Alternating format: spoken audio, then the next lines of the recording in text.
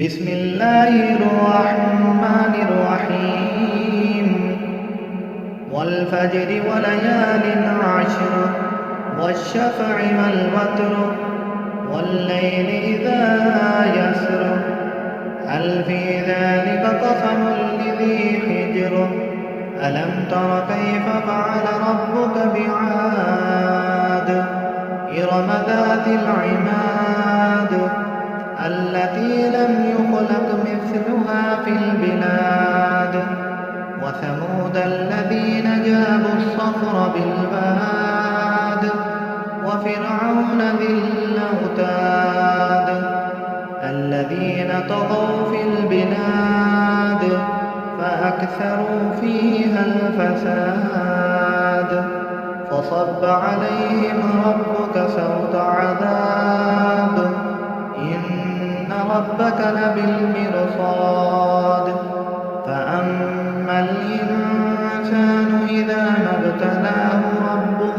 فأكرمه ونعمه فيقول ربي أكرمن وأما إذا ما ابتلاه ربه فقدر عليه رزقه فيقول ربي أهانن كلا بل لا تكرمون اليتيم ولا تحاضون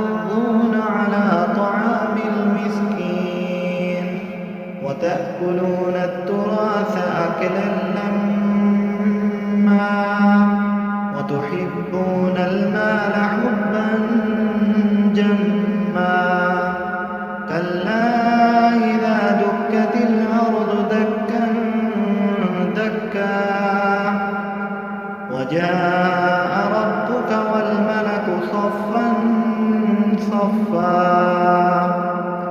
وجيء يومئذ بجهنم يومئذ يتذكر الإنسان وأنى له الذكرى يقول يا ليتني قدمت لحياتي فيومئذ لا يعذب عذابه أحد ولا يوثق وثاقه أحد يا أيتها النفس المطمئنة ارجعي إلى ربك راضية مرضية فادخلي في عبادي وادخلي جنتي.